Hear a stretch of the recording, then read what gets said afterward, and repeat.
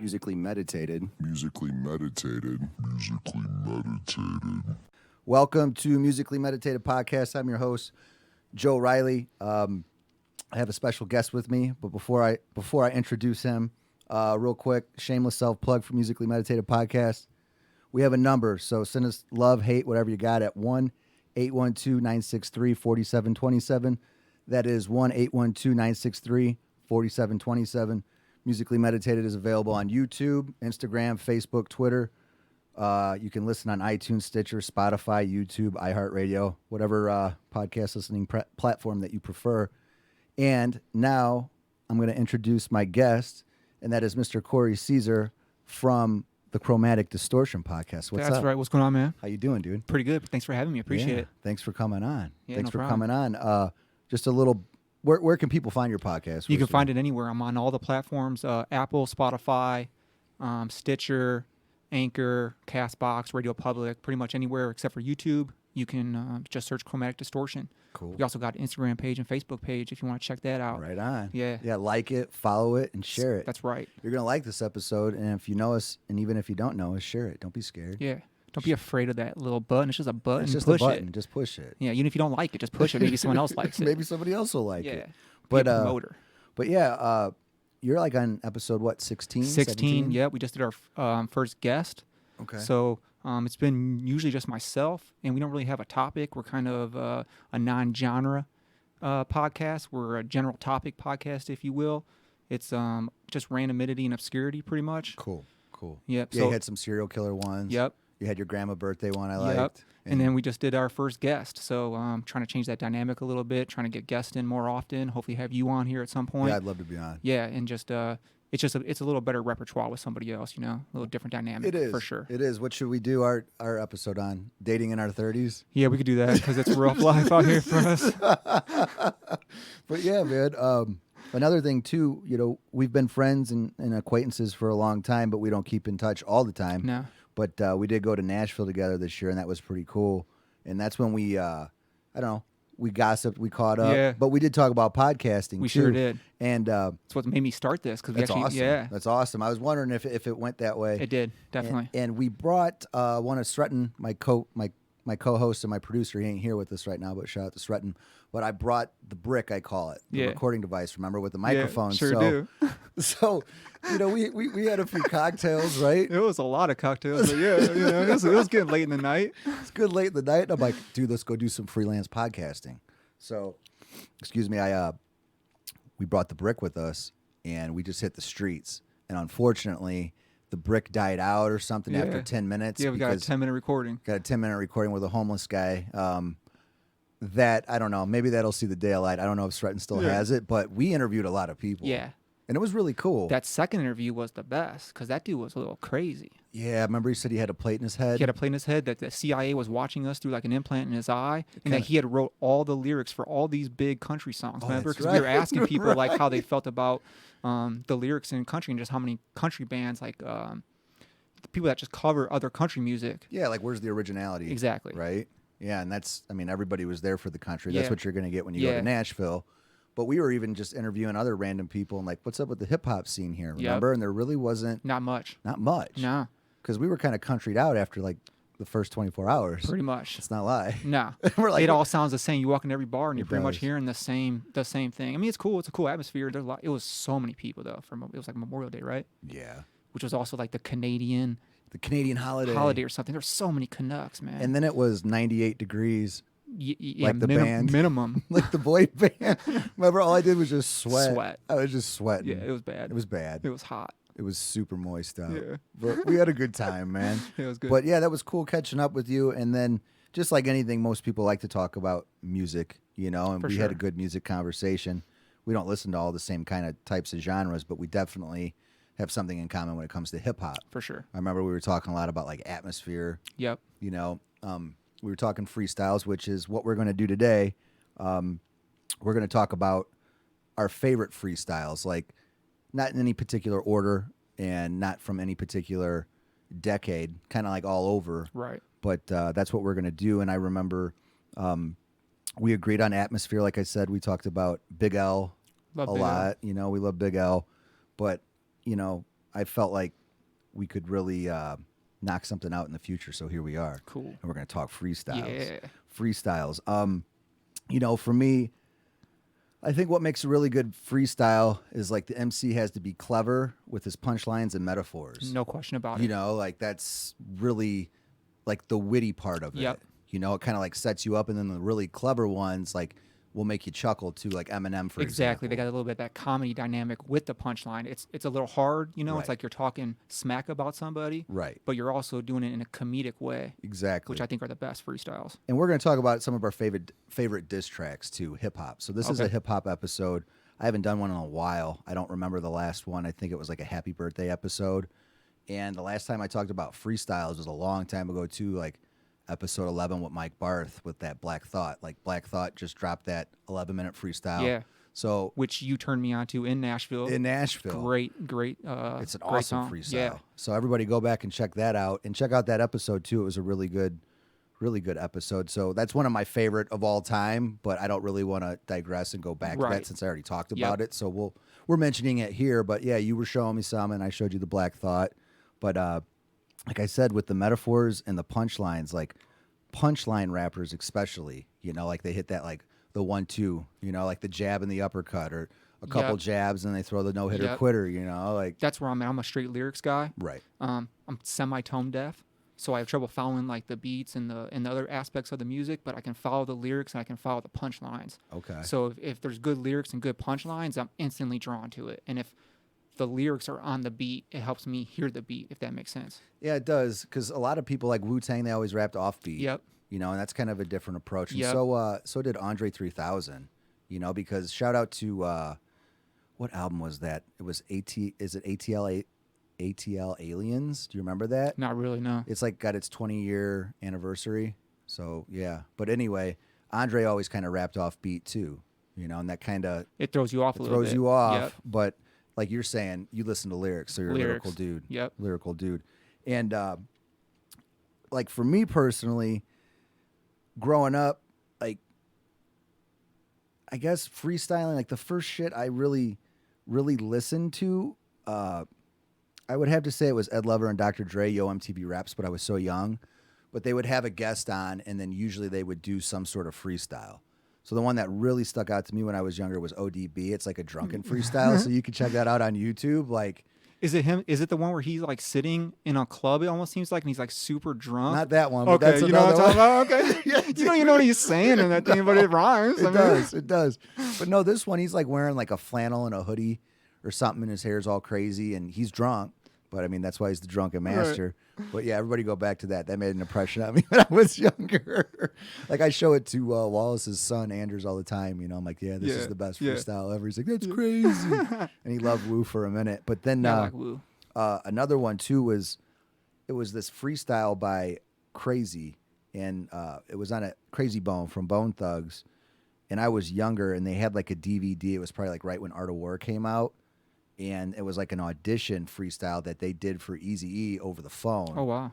And like on the DVD, like they were talking about the story, and then Crazy did it, and then I remember that. I'm like, whoa, that's kind of cool, because like a lot of radio stations, like back in the 90s, you know, Yeah. specifically, like they would bring on the MCs. That's what. Yeah. And then like after all, like I don't remember that growing up in the Chicagoland area. Me Like, neither. you know, B96 or whatever. No, like, they never did that. It didn't seem like. or what was the other radio station? Hip hop, Hot 90. Hot. No, there was like 103.5. 103.5. And then 106.5, right? 106.5. But I don't Whatever that remember like was. any freestyles. No, there was never nothing like that. And they only played the same like 10 songs over and over. Right. We didn't get a very good hip hop, I don't believe, representation in our area No. for what was really going on in the rest of the country. Yeah, but Bone was big for this area, you know, the Midwest, Right. because they were from the Midwest, and then they teamed up with Easy, so like that had a huge impression on me. Yep. But like not to forget about Do or Die either and Twista. Right. You know. That was the one that was popping in my head for this area, because it's local. Local. So they Chicago. always played his shit. Always, and he was awesome. But going back, like I said, I remember Yo MTV Raps with that, Yeah, in the basement with Tigger. And then we'll move on to the basement with Tigger. That was huge. Yes, you everybody know? was on that. Everyone was on that, and that was like, I know there was Rap City, so I might be confused. Like I remember Rap City had parts like in the mid '90s, like when we were middle school, where they would bring an artist on and then they would do a freestyle. But Yep. then the Tigger thing, I don't know if that was like late '90s to mid 2000s. I think it was. I think it was mid '90s to 2000s. Was- yeah, is with that what Tigger. it was? Yep, I think so. Okay. I believe so. And some of those that really stood out back then was Bone Thugs Again. Yep. Remember, like they I were do. all wearing like Cleveland Indian Yep. stuff. Yep. Remember they'd go in with like the black light. Remember they had the black light. Yeah.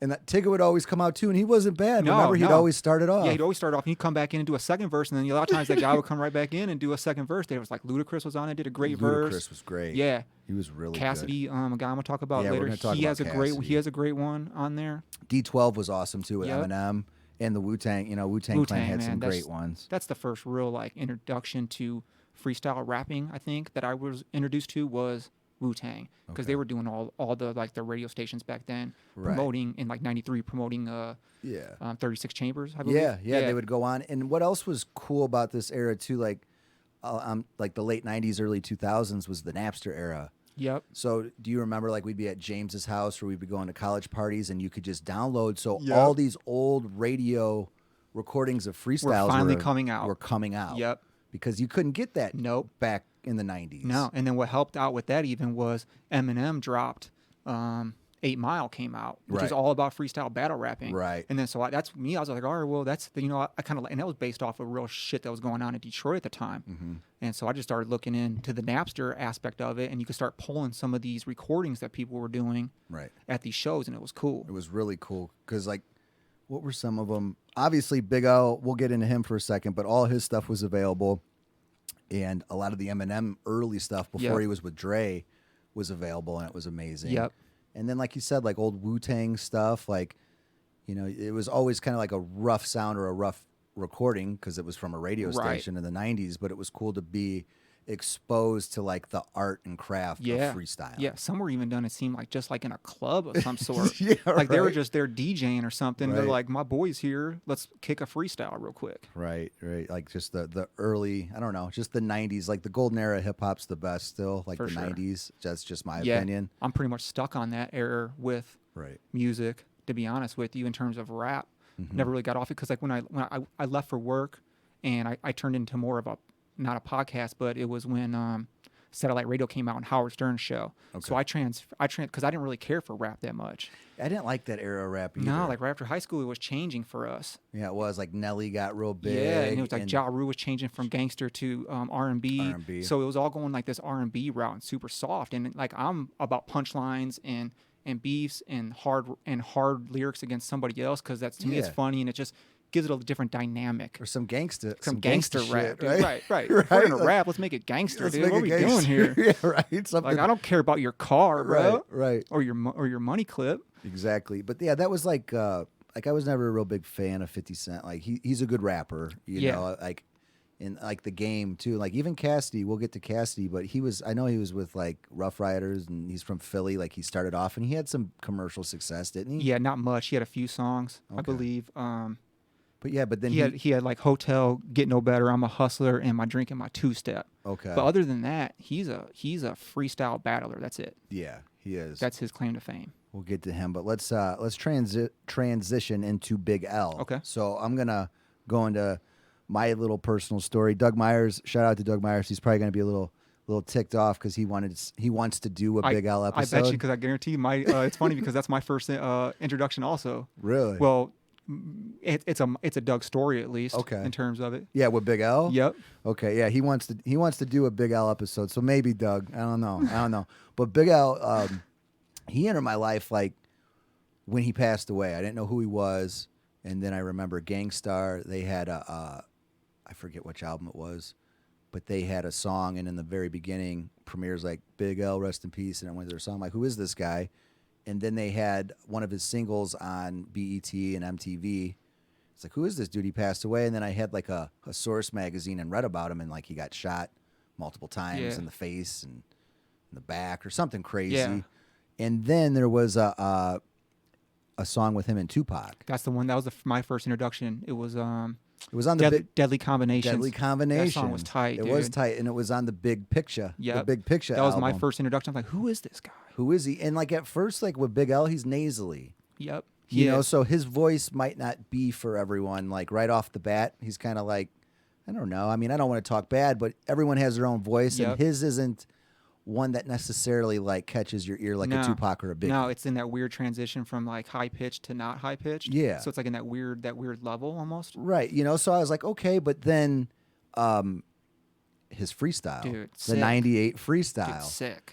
I mean, we talked about this before we recorded, but it is my favorite freestyle of all time. And you could tell like a lot of Big L stuff when you go back the Napster days and you're able to download all the freestyles. Like you could tell a lot of it was already pre-written. Right. But with that one, I never heard any of those other rhymes on any other songs. No, so that was like a legitimate freestyle. Right. Right. Yeah, and I think realistically, you know, old school freestyle was written. It just meant more like it's a freestyle about nothing in general, and how long can I rap about something that doesn't really have a topic, but I can make my shit flow, and it's just a freestyle of rap. And that Interesting. And that later got changed to more of a off the dome, more off the cup when the battle rap started happening. Like they wanted more of a the non-written. Okay, that makes sense. Yeah, I've never really heard that. Yeah. But So a lot of these guys were doing that. They were basically they were working on songs, and they were using a lot of these lines as just filler. So stuff that they're going to use in albums, they would use that as filler to keep the rap going, the freestyle going. So a lot of it was just off the cuff and punch lines, but they would use, you know, they get in a situation where they need a rhyme, and they already got this line, this punch line, you know, ready for a song. So they kind of were just working it out. Okay, but yeah, I remember it starts off as like kind of tired, you know, he's like just waking up or something, but right off the bat, I mean, what's some of your favorite lines? I know you have some. Oh man, I'd have to pull it up because I get okay. Yeah. But Mad Hoes ass Beavis, I get nothing but head. Yeah. I'm broke, got enough bread, and Mad Hoes ass Beavis, I get nothing but That's head. one of the best, dude. It's one of the best. But yeah, that 98 freestyle really got me into him, and then that whole album, The Big Picture, you could tell it was kind of cut off short because unfortunately he got murdered. Yep. You know, but then it was like, okay, I'm obsessed with this artist. Yeah. You know, and then I got Lifestyles of the Poor and Dangerous. That was like the album he had out before this, and it's a cult classic now, but when it came out, like it didn't really get a lot of love. Right. You know, and he's saying some crazy shit on that He was album. that first into that horror shock rap. Yeah, Horrorcore. Yeah. Like he started that. Right, like Devil's Son. Do you remember that song? I do. Yeah, like that song's rated X. Yeah. Like, you know, when I was 12, I went to hell for snuffing Jesus. Right. I'm waving automatic guns at nuns. You know, like no food in my fridge, just body parts. Like he's talking about killing his mom and just all kinds of crazy shit, you know? So Big L, because I remember I watched an interview too, and Nas, he was the one, they sampled that clip. When I was 12, I went to hell for snuffing Jesus. So that's a sample that they're playing on Devil's Son. But Nas himself even said, he's like, after I heard Devil's Son, I was like, shit, like this guy's badass. Like, and he's, like you said, the horrorcore, the shock jock rap, you know, it was like real hardcore. Yeah. Like he was talking about some stuff. Some stuff. So for those out there that haven't listened to Devil's Son, please go back. It always had that awesome bass line. So, you know, like I said, I just started doing my research, and with the Napster stuff, like it was just all kinds. My first was the Deadly Combinations, like we talked about, and then so I started going on. I used like LimeWire or whatever that other one was, you know, LimeWire, or just destroy your computer. Yeah. Remember, and I started doing this when we didn't have DSL yet. We're talking dial-up, so you would put a couple songs on. It would take like. Yeah, you'd go to school and you come home and you'd hope that your computer didn't cut off, you know, and you got a couple songs downloaded. But so I started just searching Big L, and the first one that came up was that freestyle he did with Jay-Z. Yeah, that's my second favorite, the 7-minute freestyle. Yeah, so that was actually Big L bringing Jay-Z on, because Big L was the bigger name at that time, which is crazy to think about because Jay-Z was hot. You know, right there, that was right before Jay-Z blew up. Right. Digressing back to Lifestyles of the Poor and Dangerous, Jay's on that. There's one, I forget, Set It Off, I think the song is, but Jay comes in. But yeah, you are right. Big L brought him in on that. And not only that, like when you're listening to that 7-minute freestyle, it's like a radio recording, and he just, like Jay-Z has his part, like when he's just talking, he's like, yeah, I just got signed to Rockefeller. Yep. And like all this stuff. Like my last single was really liked or whatever on Right. BET or something Yeah, like he mentions. yeah. If you listen to the whole one, because there's a version where you won't get that whole. Yeah, they don't have the Nah. second verse, and Big L's second verse on Is the set- hottest one, dude. It is, Yeah, because I think dude. because I think that first verse is a verse in another song. Okay. But that second verse is a straight not in another song that I'm aware of at least. No, yeah, it's fire. So everybody listen to that. And that's also my Doug story. Okay, let's so hear me your and Doug Doug story. used to always like, because I thought at the time. The smooth kid that'll run up in your baby's mouth. Yeah. So I thought Jay-Z's verse was better at first. Okay. And then Shame on you. Yeah, I know, right? Go ahead. Yeah. When I first heard it, like, and then Doug used to text me just randomly. He'd be like, I don't know, man, that Big L verse, bro, that Big L verse, it's better than Jay-Z's. He loved Big L. Yeah, and he liked Jay-Z also, I believe. If I'm not, Big Pimpin' Yeah. was like his jam, if I remember correctly. It was back then. Yeah. It was. But yeah, Jay-Z was put on by Big L. Yeah, And which is great. And I think Big L was right before he got shot. I think he was getting ready to sign with Rockefeller, correct? This is true. Yeah. That's the story anyway. Yeah. And when he was shot, he was mistaken for his brother. That's crazy, man. So the guy that went there that killed Big L thought it was Big L's brother. Damn. So it was all a mistake. But yeah, who knows what would have happened? Right. I mean, Big L he would have blown up. I think he would have also. I think he would have done some good stuff. I think he would have wrote some great music. Great music. He probably would have put on a bunch of good people. Probably, dude. Like, yeah, he was. It was Children of the Corn. He was involved in, and that was like. I know Mace was a part of it. Like Yep. Fat Joe. Yeah, he did a couple groups. I think when I was looking at him. Yeah. Because Lord Finesse is who put Big L on, and Lord Finesse was like the king of the punchline raps. So, like I said, having great metaphors in the punchline, like Big L is, in my opinion, the best punchline rapper of all time. Oh yeah. And he learned from Lord Finesse, but Lord Finesse I don't want to say he fell off, but he kind of found his niche and never really went back because even like Big L had that machine gun rapid spit stuff It was. too. I like that. I like the fast, like when you're coming quick with it. I love that for some reason. I think he was like the first one to do shit like that too. I mean, First one I remember. Me realistically. too. Like like he would just like.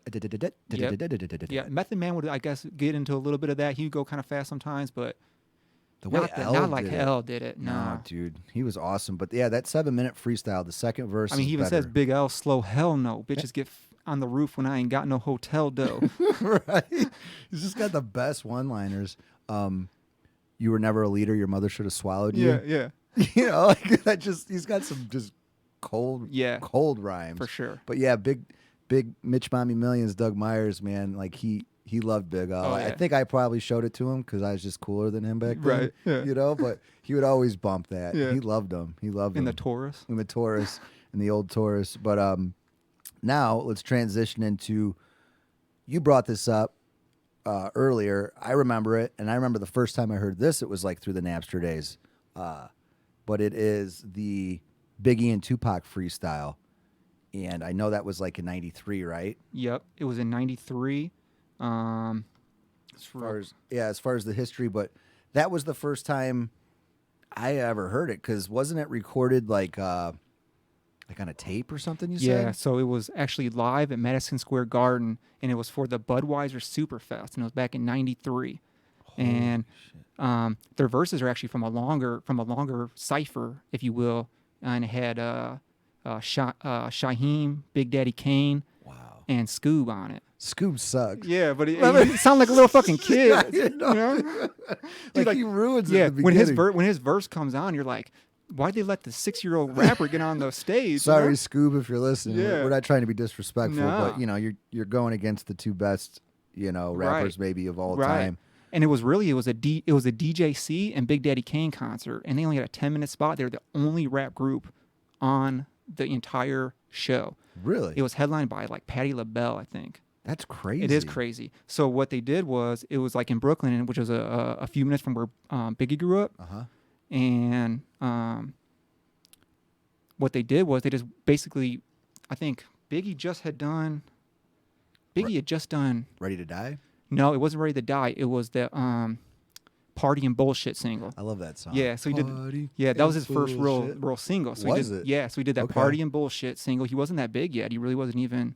He wasn't. He hadn't done that big album yet with. Well, Puffy, right? Ready to Right, Die? Because right. Tupac kind of took him under his wing. So Yeah. the history books say. Yeah, and I think Biggie even asked Pac to manage him right before that album dropped. And Really? Pac said no. That's a little story that's floating around in the airwaves. Because Pac was always coming at him too about the imagery, like you Right. stole my image. You Yep. know, like the thug shit. Like he wasn't about that. And then remember too, like not to get away from this freestyle we're talking about, but there was that other one where they're like sitting around smoking blunts, like wearing bandanas. Yep. Remember that? Yep.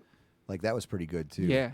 But so this was at, like you said, Madison Square Garden. Madison Square Garden. Yep. And then Pac had just got done filming Poetic Justice. Whoa. Yeah. So they were both in the area. Basically, Pac was there just for the show, and they're like, we want to do something big for Brooklyn. So they brought them all out, and they got them all together and had them do like this little cipher for their 10 minutes. And DJ C just so happened to hit record on a cassette tape. So he recorded that on a cassette, like super old school. And then he used to play it in like when he would DJ, he would play like different versions of the song and then finally put it together in like 95 when this song actually dropped. Yeah. Which a lot of people think it's just a song, but it wasn't. It was actually like a mashed up cipher almost. Yeah, because it sounds kind of weird. Yep. It doesn't right? seem like they're together, because he actually, like that last line of Biggie right before Pac comes on, he's like smacking babies at the christening. Yeah, I love that part. Well, he finishes because that verse is also in a song on that following album, but he goes on further in the real song and in that cipher, and MCC decided just to cut it off there because he like mixed in Pac's verse right then. Well, that whole verse, it is on Wax. Like it's Yep. on a song with Sadat X. It's called "Come On." Yep. And, that whole verse is one of my favorite Biggie verses of all time. It's one of the best rap verses No of all question time. about It's it. like I got 7 Mac 11s. About 838s, 9, 9, Nines. 10, max 10s, the shits never end. You can't touch my riches, even if you had MC Hammer and them 357 bitches. Yeah, dude, it's just a great Great and song. especially that live recording. Yep. Like Pac's good too. His verses are good, but when Biggie comes out, dude, like he grabs your attention. He does. And like his voice, like is powerful, and it's Yeah. just some, My slow flows remarkable. Right. Peace to Mateo. Now we smoke weed like Tony Montana sniffed the the yayo, yayo. That's yeah. crazy blunts. But yeah, dude, like that. I remember the first time I heard it was something from Napster, and it's just that original recording. So it's on YouTube. We'll put links like for this episode available, in the description, All so right. everybody can go back Yeah. and check these out. Yeah. just in case. But yeah, that's just a classic Dude. piece of time caught, For sure. Randomly by a dude Randomly. hitting record. Yeah, on a how tape. lucky. And just that whole situation, them just being there, not even supposed to be on that stage. Dude. Yeah, Patti LaBelle concert, bro. just taking over Madison Square Garden. Like, where's Brooklyn Where at? Brooklyn at? Where Brooklyn at? Yeah, and then Pac calls out all the thugs. Yeah, yeah, Because Pac, like, he didn't get showed up on that, but, Nah. like, Biggie came, Biggie his came verse was better. hard, dude. his verse was better. Might be my all-time favorite verse from Biggie right there. Yeah. It's pretty good. close, dude. It's so good. It's so good. But Pac's was good, too. It was decent. It was decent. But Scoob, no, we don't have any love for you, Scoob. he could chill out, bro. Yeah, that sucked. But now let's transition to some of your favorite freestyles. And now we'll go back to Cassidy. All right. And I know you're a big fan of his 11-minute It's freestyle. one of my favorites. Okay. Yeah, it was a Hot 97, I believe, and it was over like 4 different beats. So let me ask you a question about that. That's something about that era I didn't like when you had all the different DJs like always making themselves present. Always. DJ Khaled. Clue, yeah, Clue. Yeah. DJ Funk, Maxter Flex. Yeah, It was but- everyone's DJ mixtapes. Yeah, you know? those that was like a big mixtape era, and all that shit was on Napster. Yep. Remember, that's like when we first started college, and like all that shit had like terrible audio. It did. It was so bad. It was so teeny, but everybody just had it Yeah. because it was so free. Yep. It was free. It was easy access. But yeah, that was one thing I wanted to ask you. Like, was the DJ switching up all the beats? Right. And he was apparently. Right. It was like Sway's Five Finger of Death a little bit, but just not as produced. Was that on Sway? Well, Sway does the Five Fingers of Death still, where Right. it's like the different. It's But the was different this beats. recording him? Was this Sway? No, Okay. this was just Hot 97. I'm not really sure Okay. the background of like why they even. But why Sway they did was it. Hot 97, wasn't he? I don't remember. Possibly. I don't remember either. He's been on so much shit. He's another one. He too, does like he's man. on Shady 45 now. I Yeah, think. he's with M. I think he was Hot 97. But without Sway, a lot of the freestyle culture wouldn't even be No. there because he's always brought people Always in. brought it. Still doing it to this Still day. doing it, and he's a very good like median. Like Yep. he never really takes a side. Nope. He could bring in just like, as an example, like, MGK when he's going against Eminem, he'll like even bring Yep. MGK on Shady 45. Yeah. Like he's a perfect middleman. Yeah, for sure. But he definitely helped the freestyle culture. Oh, no question about it. But back to the 11-minute freestyle, man. Like, I like Cassidy. Like we mentioned before, like I know he had a little bit of commercial success. Yeah, not much though. And then I forgot about him, but I am aware like he's gone through some shit. Like he's been locked up. Yeah, I think he went to jail for like third-degree murder or something. Yeah, something little. Yeah, like his crew killed somebody, and then Little risky. he was present, and they had like AK-47s and shit or something. Yeah, maybe. he had like a bunch of guns Yeah, on him. yeah, It yeah. wasn't just like one. Yeah, he only did a couple years though, I think. But like he was caught up in that, and then he got in a bad car accident too. Yep, right around that same time. When was this? Like mid 2000s? I think so, like 2002, somewhere in there. Okay, but That's when he signed his first deal, 2002, I believe, like Rough Riders. yeah, it was Rough Riders. Yep. But what sticks out about this? Do you like? I mean, as far as punchlines go, Big Lyrics, L's that's the it. best. Yeah, And Cassidy's got great punchlines. great man. punchlines, and like I'm all about the punchlines. So he's not my second favorite. I think Big L probably one of my favorite freestyles, but he's right there. And actually, a lot of my favorite freestylers aren't very successful commercially, which is weird. I think real good freestylers have a hard time, In the commercial. transitioning because it's too produced almost. Like it starts sounding real produced. And the battle rap guys can't really pull They off. can't do it. They can't And pull I off an actual album. and I'm huge at the battle raps. Like I love the battle rap still. Like the King of the Dot is real huge still. Okay. It's like a Canadian production, but they get like millions of hits on YouTube every show, and they go for like an hour and a half. Two guys just battling each other, And a that's the- cappella. And that's the thing about Cassidy. Like he could spit the freestyles over a beat, but he's a badass battle rapper. Oh yeah, he's been on that King of the Dot a couple times. So just recently. crossing like both Yep. dynamics is a big deal. And Eminem was like that too. Yep. Like in his early days. I don't know if he could still do it. I'm sure he could. He I mean, could he's if a he lyrical wanted. I bet. genius. Yeah, for sure. Who else was good at that? Remember Mac Lethal? Yep. He was pretty good on. He could kind of pull off all three: the albums, the freestyles, and the battle rap. Yep. His albums weren't ever really anything to write home about. No. But I thought Slug did a decent job of it. Yeah. I know you did a Slug episode. yeah, I talked about Yeah. atmosphere a little bit. Yeah, Because Idea is one of those guys who, he's not on my list right now, but he's definitely one of my top freestylers, dude. Idea and And Slug. he passed away, didn't he? He passed away. He was part of that whole, like him and Slug did a whole album, I think, of just them. They did a whole little freestyle thing back and forth. So if you go check out one of Sway's one of Sway's morning shows, a wake up show. That's You what it's sent called, me Sway Wake Up Show. Yep. Thank you. Yep. Yeah, remember you showed that to me in Yeah, Nashville. I'm like, him yeah, and Slug, dude. That's yeah, just it was great good. chemistry, and just the way they rapped on the beats, I loved. Me too. But he had a horrible transition in the commercial. Idea, trash. It didn't work. Oh my god, it was awful. Was he with Rhyme Sayers? He was originally. I think he was on with their first album possibly, but then he broke off with Abilities, and Abilities was his DJ was Idea and Abilities. It sucked. It was horrible. It was god awful, man. Poor guy. It's hard to make that transition. Yeah, Like to pull off all three, like a good album, battle rap, Yeah. and freestyle. because Like, he was like winning all those Scribble Jams and shit. Remember those Scribble Jams on like Yeah. HBO or whatever that Yeah. was? And that was Eminem was on a couple of those, I believe, also. Or like he did shows like that in that area. okay, yeah, but Cassidy, man, you sent me another freestyle of him, and it's on the Cosmic Kev Come Up show. Yeah. And I like that one a little bit better, maybe just because it was maybe a little, more modern. It was way more modern. And it just sounded better. But I like the line. I flipped a couple bricks, couple of birds flew by, coke white, like I got blonde hair and blue eyes. I thought that was a good one. Yeah, I just heard that one a couple of days ago myself when I started Really? researching this. Yeah, I saw Yeah. that one. I was like, oh, check that out. I was like, damn, that's really It good. was Actually, really yeah. good.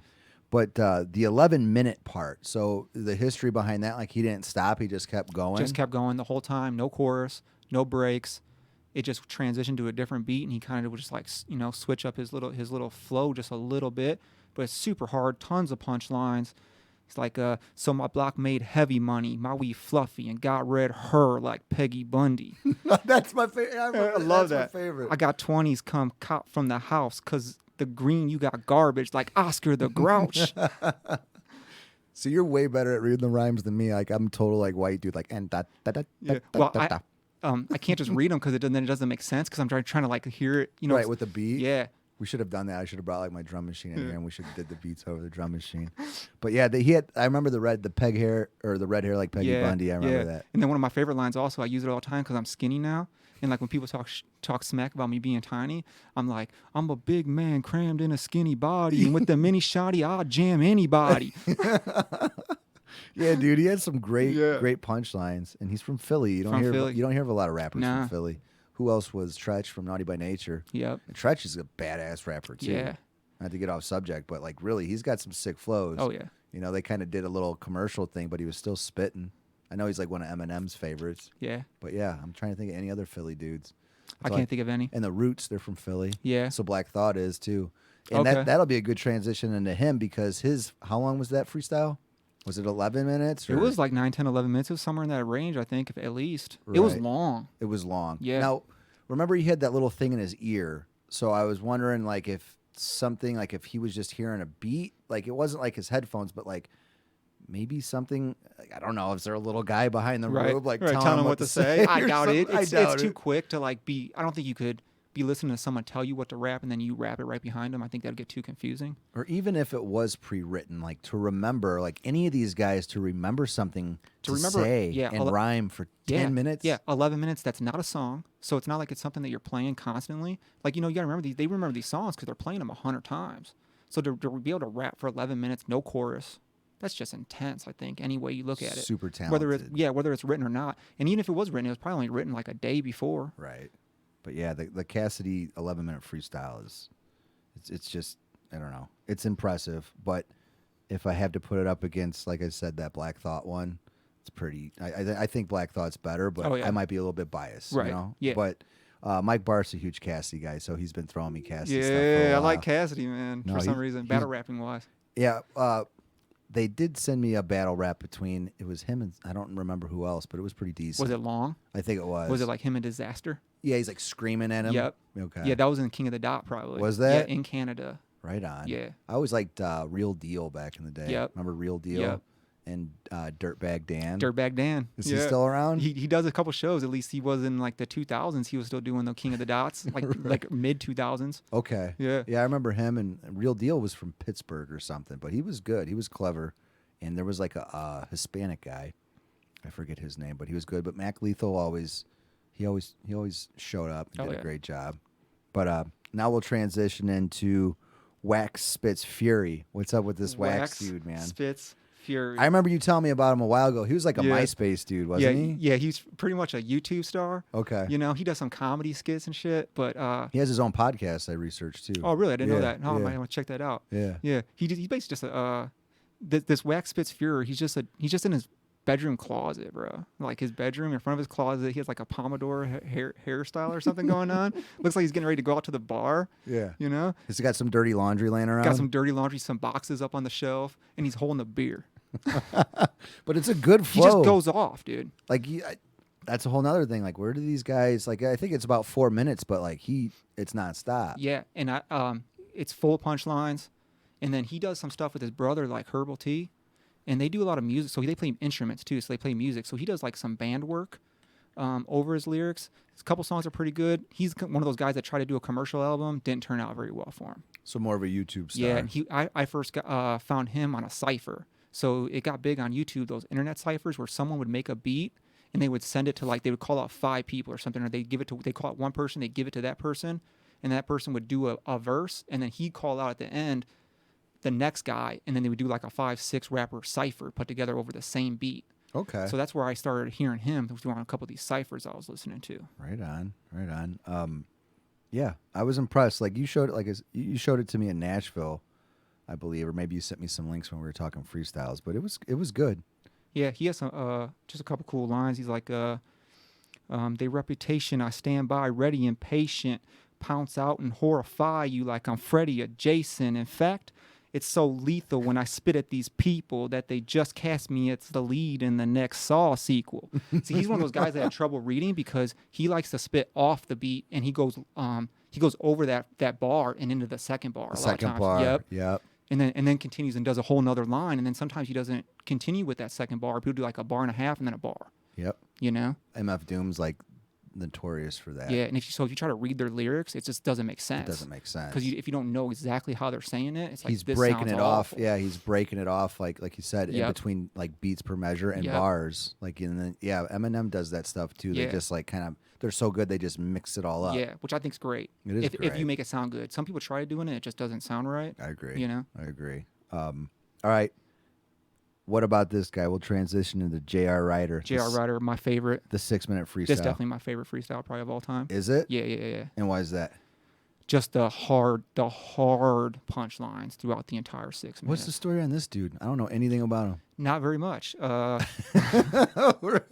He was like part of the Diplomats. I don't even remember who that was. They weren't. I don't think they were very, very big.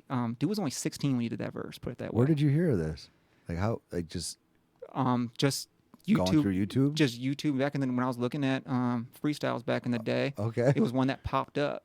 Okay. And so I was Cool. like, this is a great song. And then, yeah, he was working with Cameron a lot. That's who he was working with. Oh, that was his dude. Yeah. So Cameron? Cameron was bringing him around to these freestyle radio shows as like his promoter. Yeah. Like, hey, look at this young guy. Dude was 16 when he did this verse, dude. Wow. That's crazy. Yeah, it's very impressive. Yeah. Straight punchlines. He's from Harlem. Okay. He only had one studio album, but he had 15 mixtapes.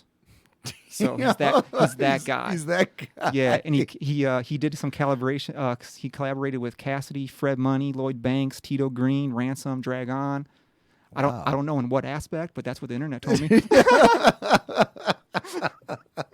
Well, Cameron, remember Cameron was always wearing that pink? Yeah. Remember the baby, like the light pink shit? Yeah, the super pastel pink. Yeah. Yeah. He was cool, man. I like Yeah. Cameron. What Yeah. happened to him? I don't know. Whatever happened to Cameron? Let's bring him back. But Right. J.R. Ryder 6-minute freestyle. Yeah. That And is good. He's like, it starts off, it's J.R. Ryder. Yes, the one girls love and dig. A pimp with the cane. Don't get your girls dug and digged. Because when it comes to eye brains, they love to give. And show me that Trick ain't the only one that loves the kids. Shout out to J.R. Yeah. He's from Harlem, huh? Harlem, Well, yep. go figure. So is Big L. Yep. Those Harlem guys know how to They know how to spit. punchline it, The dude. punchline. Yep. I'm telling you, I'm pretty sure that started with Lord Finesse. Are you familiar with him? A or little no? bit, not Okay. much. Yeah, all Harlem dudes. So, yeah, I like that. And now I'll transition into the old Eminem freestyles.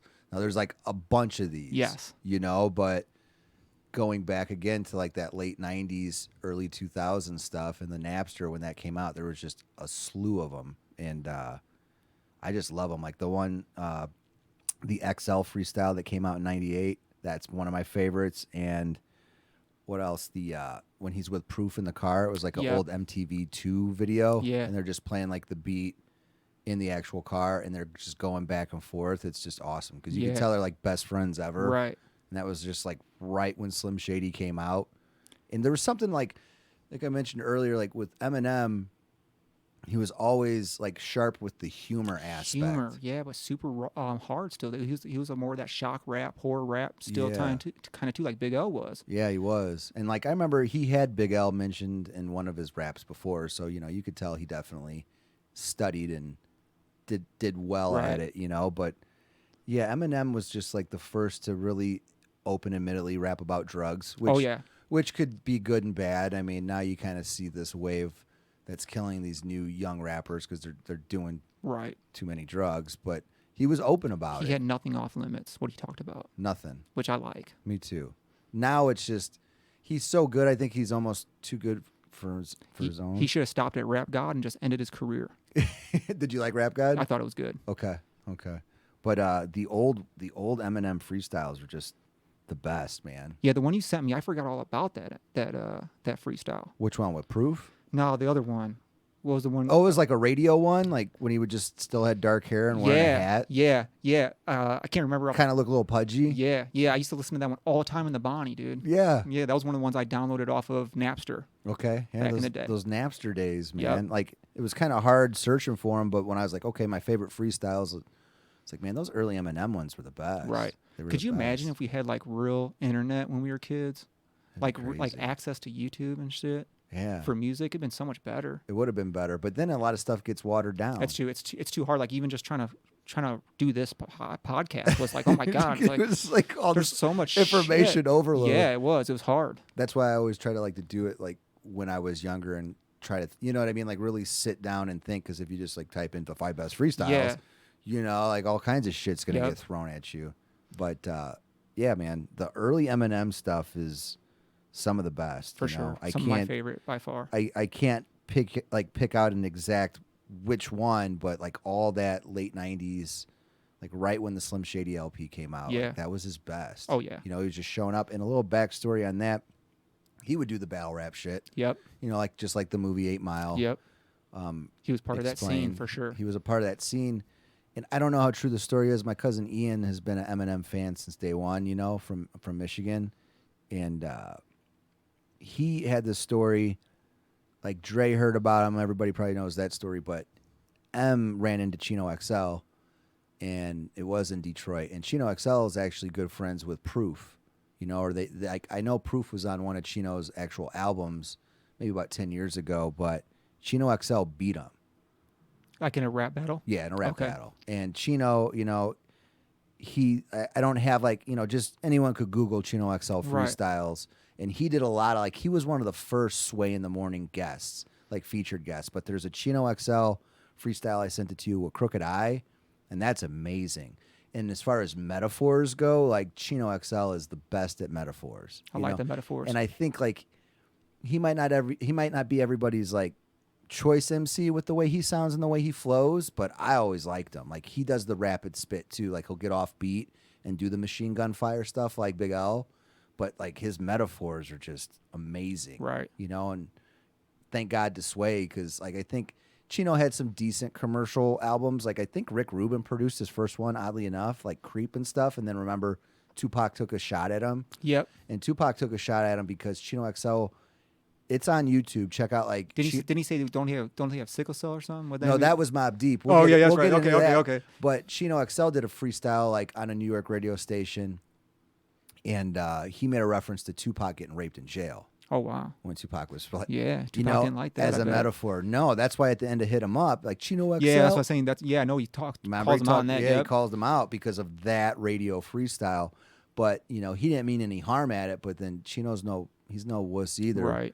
It's like whatever. I mean, he's the Puerto Rican superhero, bro. That's what he calls himself. Really? Yeah, he does, dude. Like he's jacked and he's just a beast on the mic. Like he turned me on to Immortal Technique. Okay. You know, like I always liked Chino. I always kept up with him, like even like as a youth, and then like these Napster days, and then we could download it, you know, and like I was like, oh yeah, he's good. So I'd always just download his rare shit. But then like mid 2000s, somehow, someway, as like when iTunes was really just popping off, like they would show you relatable artists, like kind of like how Spotify does Right. now. So Technique popped up. I was like, who's this? And he has some great He does. freestyles too, man. Like that just kind of came. I didn't have it in my think bank. Yeah, I but think he was part of that. I think he did a lot of those scenes, like the he was a battle rap scene. guy Yep. too. And how you were mentioning about Slug from Atmosphere, I've talked about this on one of my episodes, maybe in the earlier ones, but there's this cool YouTube clip. It's LP from Run the Jewels.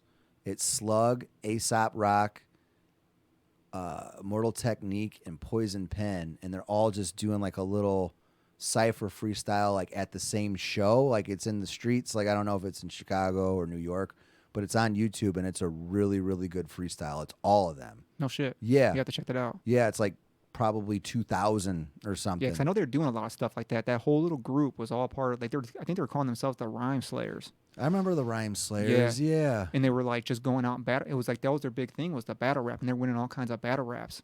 Yeah. And it had like who's that? I can't think of his name. I'm just blanking right now. The white dude, kind of bigger. He was on Five Fingers of Death recently. Is it?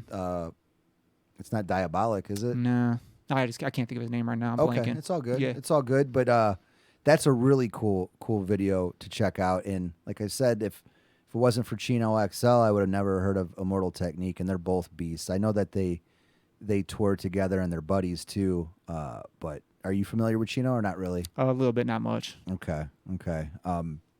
But he's definitely someone.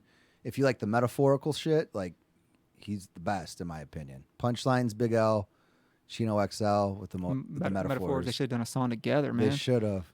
They should Think how have. sick that would have been. That would have been sick. Yeah, because I like the punchlines and the metaphors. Yeah. I like the punchline with the metaphor. There we go. There we go. I think M's really good at that. Oh yeah, for sure. You know, probably, you know, he's one of the best MCs, and I've been shitting on him for like the last year, but he came out with that Kamikaze. It's all right. I haven't even heard it, to be honest with you. No? Nah. Well, this would be a good place. This is a good place for us to just totally transition now into our favorite diss records Okay. of all time. So I'll just do that right off the top with Eminem with this whole MGK thing. I talked about it a little bit a few episodes ago, briefly, but I give kudos to MGK for taking a shot to the big bully on top of the hill. Yeah, I mean, you got to sometimes, right? Yeah, and it wasn't bad. You know, like that wasn't something like he could have just spit off the top of his head. I mean, it was produced. Like he went at it at a marketing strategy to get more clicks and more likes and to be relevant again, quite frankly, because he started to like branch off and do rock and roll shit, and it sucked. And I've kind of kept an eye on him for years. You know, I think he's talented enough. I know he had some beef with like Yellow Wolf and shit for a while, who's actually signed to Shady Records, you know, but it all started with him tweeting something kind of disrespectful about Eminem's daughter, Okay. like saying she's hot, and he said something. See, I think kids are off limits a little bit. I do too. That's my one limit off limits, I guess. Definitely in diss raps. Okay. Is children probably. Yeah. You know, I think you can go at wives and husbands or something. You know. Okay. Gender neutral. General. right. Or you know, or maybe kids if they're like 21 and over. Yeah, I don't think she. You know? I don't remember her age. Like I don't know if she was underage or anything. But yeah, that's kind of pushing. It's it. a little pushing it. Even then, it's still a little pushing it. And I think he was The just doing kids. it to get a reaction, and then he did some shit. Like Eminem said something about it, and then he said something, like, you know, maybe a little bit beneath his breath about M, like in an interview or another freestyle, and then and then he just boom came out with that, whatever the hell it was called, you know, MGK's shot at him, and I thought it was good. That's all I'm getting at. Like Eminem's last album last year, not the Kamikaze one, the one that came out like the end of December or whatever, like that was probably the worst album. Yeah, last I year, in didn't my I didn't opinion. listen to that It one was either, and that's the reason garbage. why I haven't listened to the Kamikaze one. Right. Kamikaze isn't as bad, but like he's just so It's just pissed off. Yeah, and it's different. Yeah, and he's just so mad about everybody like hating his last album. So it's kind of cool because they lit a fire under his ass, you know. But So he kind of went back a little bit to he like his did. old ways a little bit. He did, and he came out with his diss track to him, like his follow up, and he destroyed him. You know, there's like a couple that leaked, but the main one, like, Yeah, he ate him up. he was pretty much just Machine Gun Kelly was just trying to take a playbook out of the old school. Old school. Yeah, because that's what sold records back then. I Right. mean, this beef was what you had. And he kind of called him out, you know, and it was good. But, Yeah. you know, It's nothing wrong with a little bit of friendly competition like that. not at all. Spark the creative juices. And then as far as beef goes, too, keeping on the Eminem subject, you really liked his shit over Ja Rule, remember? Like the Eminem and 50 Cent song I did. over the Hail Mary beat. Yeah, which I thought was great because That's one of your favorite beef yeah, records? simply because the lyrics are right, you know, and it's it's a beef between 50 Cent and Ja Rule. Who cares? You know, I know I guess they did get a little physical one time. I think 50 Cent beat him up, and then Ja Rule had people stab him or something. Really? Yeah, that's word on the streets. Murder. Yeah. Murder. Talk about a guy that transitioned from hardcore rap to like R&B. Like I don't even know what that guy was doing, but he was walking around with his shirt off all the time. Yeah, You know, he was like trying to do the Tupac image, and Yeah. then it just like, you're not a gangster, dude. You're 5'3". yeah, it just didn't work out for Yeah. him. And then he started shit with the wrong guys. Yeah, I mean that whole group. Come on, yeah, Remember, Eminem's a killer back Eminem then, dude. said something. He's like, ecstasy got you all emotional Yeah. and gushy. Yeah, yeah, yeah. Like, remember that song? Yeah, Like, right. tore him up. Yeah, man. and what's cool about it was how they did it over the Hail Mary beat, cool. and then did the same lyrical flow Of that Hail Mary was, which I thought was great because you're actually taking the same movements even of the lyrics and just change the words. That I was thought a it was cool really beef. creative. Yeah, I think that was like just a mixtape thing too. It Wasn't was, yeah. That's that Napster shit Yep, again. Yep, and it had Busta Rhymes on it too. He finished that. He ended that verse. Did he? Yeah, he ended that song, Busta Rhymes. I don't remember that. Yeah. Really? Yeah. Busta's a badass rapper Yeah. too. But yeah, Ja Rule, that just murdered his career. It did, for I mean, sure. It killed it. It killed it. Now we'll move on to Biggie Who Shot Ya. So now we talked about this a little bit before we started recording. You know, everybody's going to go to Tupac Hit 'Em Up. For sure. Now, Tupac Hit 'Em Up Great came out song. after, and it's a great diss track. Maybe the best diss track of all time, and we could debate that for hours. But with Biggie Who Shot Ya, it's kind of, I like how he didn't say anyone's name, Yep. and it's open for interpretation. Yep. Some people even thought it was. I think someone said it was.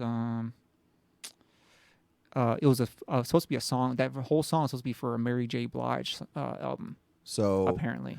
yeah, because he always denied. He denied it. He denied. Yep. So I mean, you never know, but it's just I kind of mean, weird timing. Yeah. And he was already talking shit about. I know they were going on radio shows a lot and talking shit about Pac at the time.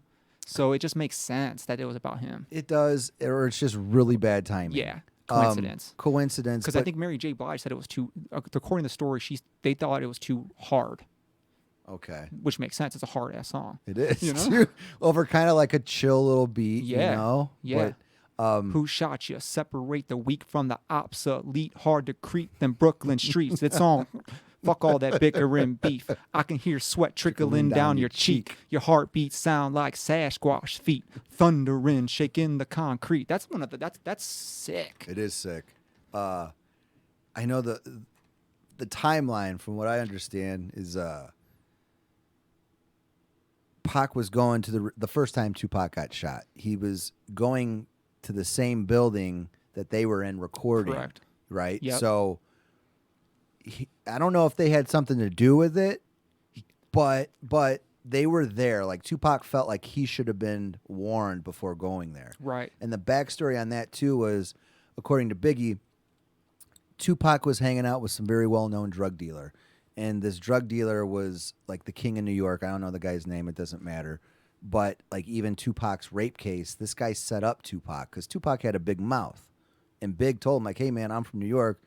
You got to be careful running around with this guy because, you know, he's no good and you got a big mouth. Right. So he set Tupac up on that rape charge. And that was like a group rape kind of deal. Yeah, that was a weird deal. Really weird she like deal. I think she retracted afterwards, right? Something. Yeah, something real weird like that. Said it was consensual. So Tupac, when he got out, he name dropped this drug dealer. So the story goes, you know, they made it look like a robbery, but that was that guy reaching back out. Right. The time that Tupac got shot. It was like three dudes in like fatigues. Yeah, they were just waiting for him there. And he was coming there to do a guest spot on a verse, right? Yeah, exactly. And then I think Pac said that he like stumbled into the elevator and saw Biggie and Puffy, and they seemed more not shocked that he was being shot, but shocked that he wasn't dead. Right. At least that's how Pac interpreted it. I mean, if you get shot, how many times was you shot? Like five times? 5 times, yeah. I mean, you're gonna shot me 5 times. Don't die. Right. You know, like you're definitely gonna start scratching your head and pointing fingers. Yeah, for sure. You're gonna get super paranoid, I would think. Yeah, and who are the last dudes that you were supposed to hook up? And they're both in the building. And then when you're locked up, a song comes out. Who shot you? No wonder he was so pissed. Yeah, for sure. You know? Yep. But back to that song, and maybe it's a diss track or not. It's good, and the fact, I mean, maybe there's a mystique behind it because we'll never know like exactly when it was recorded or exactly who it was fired at. But going back to this whole story and the timeline we talked about, it seems kind of personal. Yeah, and I'm going to throw it in my brain cells as it was a beef track so that I can always remember it that way because that makes it so much better. Right. Absolutely. But then, you know, Pac came out with Hit 'Em Up. We'll just jump into it right now. He came out with Hit 'Em Up with the Outlaws. And as far as, we'll get into this topic now, what's crossing the line and what's not.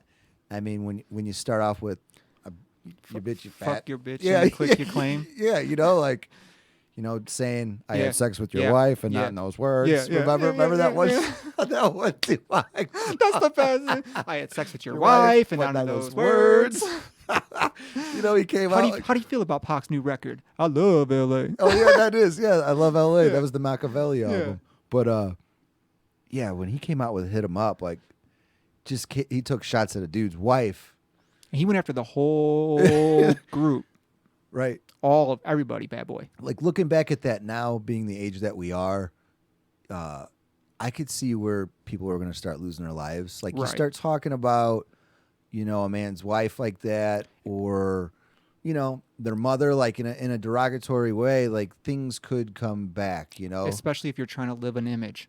Yeah. You know, you're trying to live an image and someone's punking you now. Yeah. Now your ego's being checked too. Right. And that image, everything about it. And I don't know, not to get too off subject, but that's what Pusha T did to Drake this year. And I thought, I thought Drake, I knew he was going to be a wuss about it and not come back with the diss track. And I felt like Pusha T was kind of like the bully. Like, why are you really picking on Drake? You know, like Right. you're a way better MC and you're kind of bullying him. But he came at him about one of his dead friends. Oh wow, I think it's a little off. That's off limits too. That's off limits too. And that's what Drake said recently. He's like, I'm not going to come out with a diss track. You know, like he could say whatever about my baby's mama or what, you know, this and that. But talking about my dead friend, like that's kind of crossing the line. Yeah, I'm gonna go with kids and dead friends, or dead kids and dead parents. Yeah, you know, anyone dead in your life. Yeah, that ain't that's special cool. to you. I think is a little off because now you're taking it a little too far. Right. Like if you want to throw down, just throw down. Then you don't have, you need to make a track. that's borderline fighting. Yeah, because if you're really that mad at someone, then let's just hash it out a different way. Yeah, I guess with violence. You know, not real. I'm not promoting violence. I'm No, just saying. but but it's like there comes a time where everyone has their line, you know, Right. And to throw those kind of shots out there, and that's what with Pac, you know, like getting back to, man, at my age now, like this is really serious, and someone could lose their life. And unfortunately, they both did. Yep. You know, with like a year of each other, even. Yeah. It was a huge hit to the hip hop community for sure. Because I think, if I'm not mistaken, right before Pac got killed, Biggie was actually. He was doing good, but he wasn't the best rapper. Like Pac was blowing up again, coming out of jail. He was going on like putting bad words out about Biggie, so he was like hurting his reputation real bad. Mm-hmm. So that's another reason why Pac thought it was Biggie. And then as soon as Pac died, Biggie jumped that year. He jumped up huge and like because he filled that Life void. After Death came out and too. he filled that void. People were missing Pac, and Biggie was the next guy, like for sure lyrically at the time. Oh yeah, dude. I mean, it's hard to, you know, we could argue and agree or disagree on who's better, but the thing with both of them, especially Biggie, he only put out 2 albums. That's it.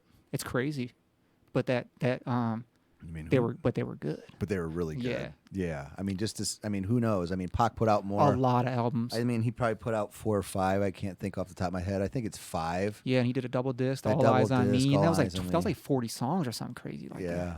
And those were all bangers. He knocked them right out real quick right out of to get out of a prison. contract. Yeah, dude. It's like, all right, you want 2 albums? I'll do 40 songs right now, bro. Yeah, his work ethic was apparently just undeniable. Yeah. And they say he has a ton of stuff that they never even released. You know, they did a couple albums even after he died, you know. Yeah. They put a couple things together. He's got all kinds of shit. I watched the stuff with, remember Daz Dillinger from the Dog Pound? Yep. He apparently stole, like he didn't steal, but he took all the masters like from Suge. So he says that he's still sitting on some like mastered original shit from Pac. Ooh, that'd be cool.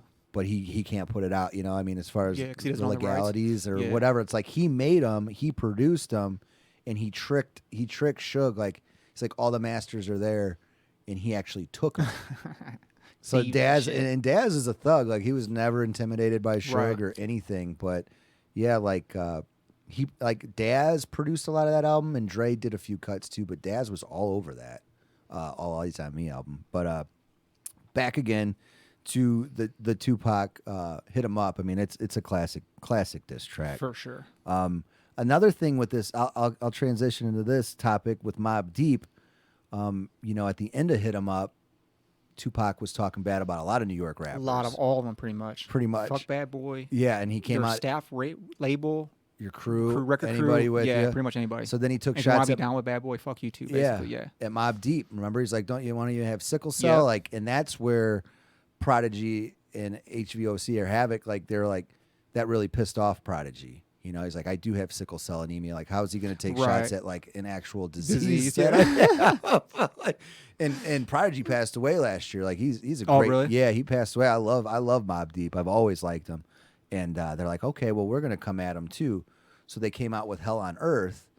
But the thing with this album, and the song's called Drop a Gem on Him, and it's kind of like one of those, they're not saying his name, like maybe like Who Shot You, Right. You know, but you know who it's about, and they come at him pretty hard. And they were going to market this as like the big comeback track, so they sent it out first to all the radio stations on the West and on the East Coast. But that's when Tupac got killed. Oh man, so they're like they can't release that. They couldn't do it. They like we're not. Well, at least they were respectful. It's on the about it. album, you know, but yeah, but they don't want to throw it out like that. they wouldn't want to throw it out like that. Like, what's the beef about? Like, the Right, man's dead. right. You know, but it's a really good diss track. One of my favorites, but a lot of people don't know about it. So I didn't know about it. yeah, if you like Mobb Deep and you kind of, you know, like Tupac and you were interested in those beefs, like check out Drop a Gem on him on the Hell on Earth album. was really good. Robbie Frommer hit it back in the day. Oh yeah. There's a name. There's a name drop. from the past. From dude. the past. He had Hell on Earth, dude. I was like, whoa, you like Damn. Mobb Deep? Like this is Yeah. probably like 7th grade. Wow. He got it like right when it came out. It's crazy. It's like cool, man. Yeah. Yeah. some Mobb Deep references. Now we'll move into Nas Ether. Yep. Jay-Z dissed 2001, right at our height of high school career. We were just graduating.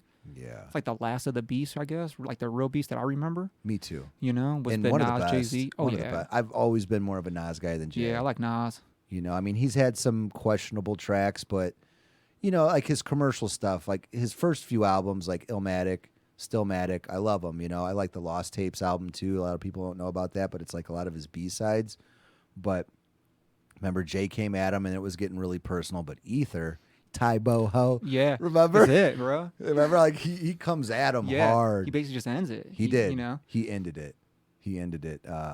But anything else about Ether? No, it's just basically Like I guess your he memories? he named the song Ether because in his words, I was told a long time ago ghosts and spirits don't like the fumes from ether, and I just wanted to affect him with my weapon and get to his soul, bro. Damn, Nas, Dude, settle that's down. gangster, dude. That is gangster. Like, settle down. Yeah, and Nas. that beef went on for like a decade.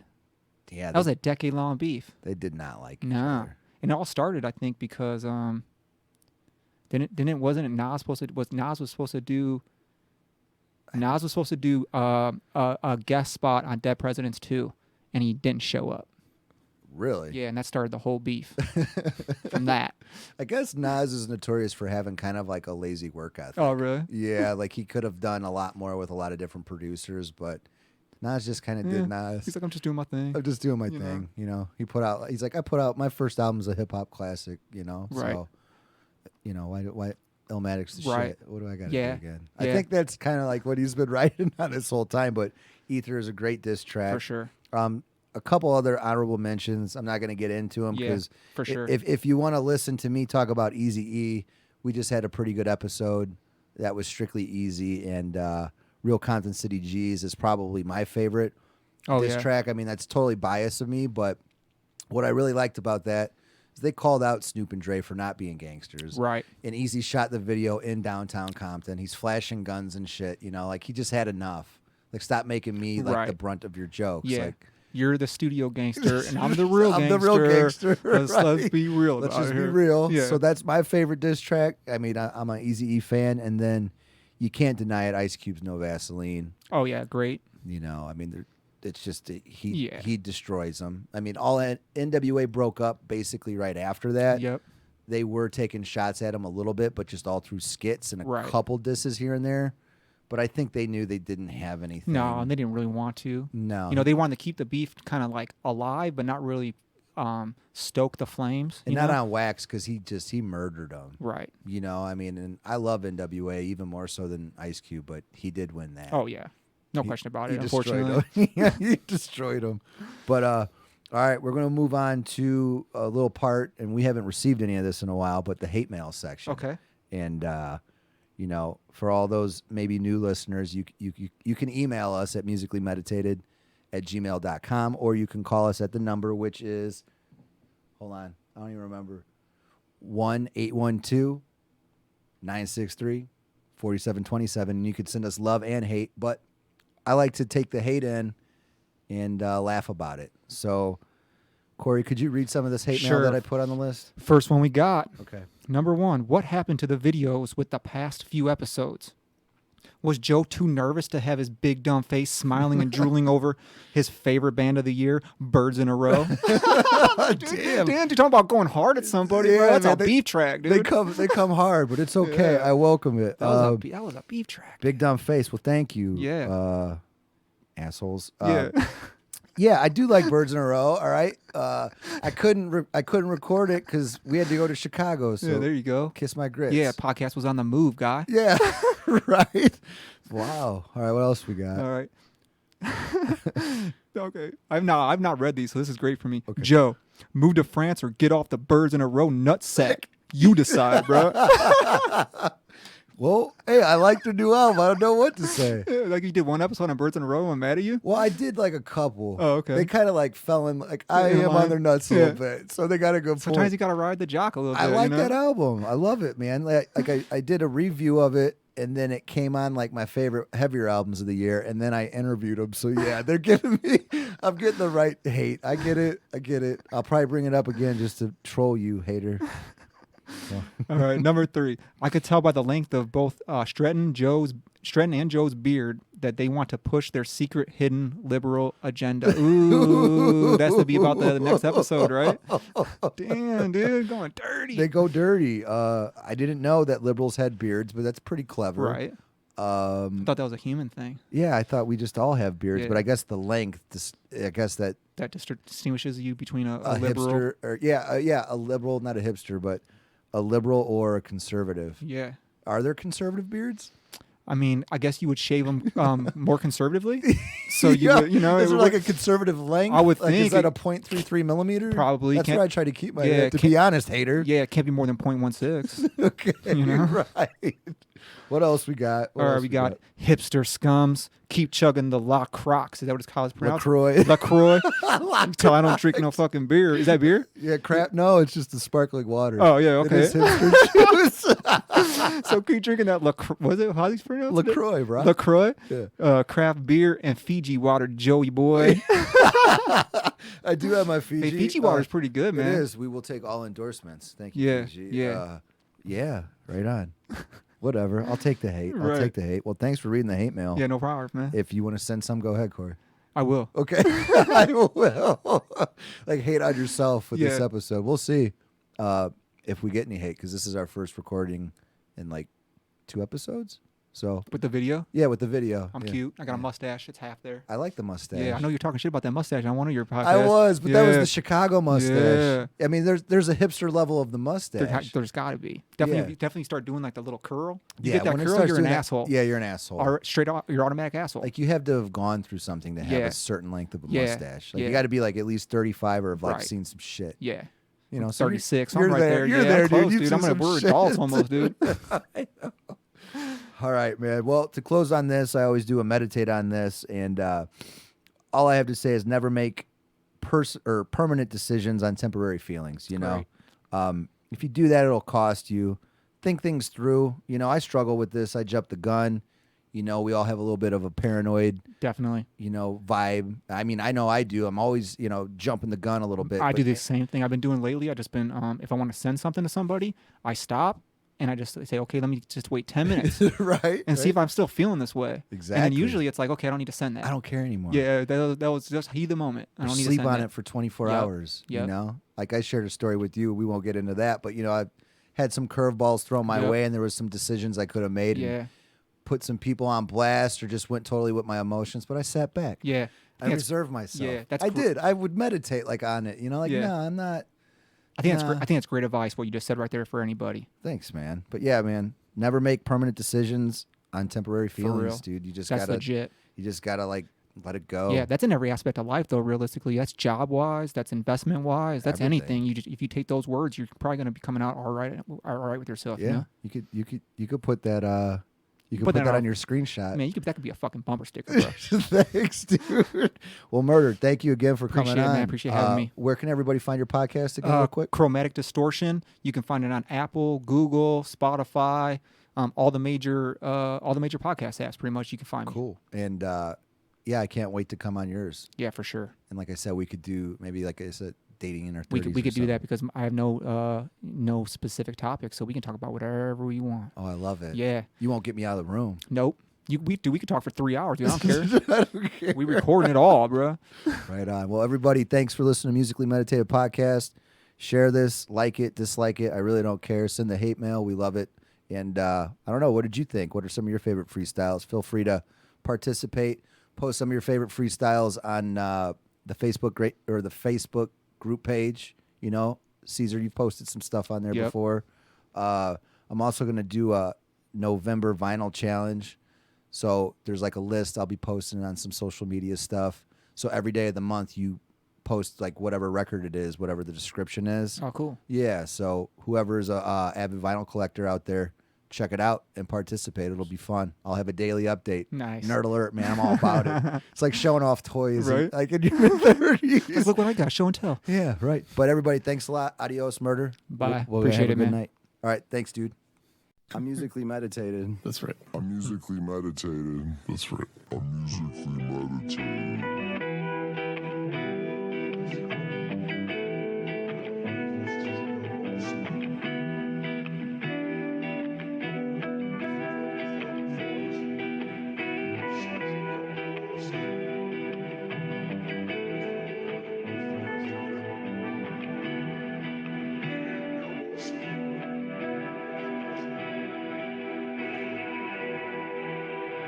Producer my ass over there.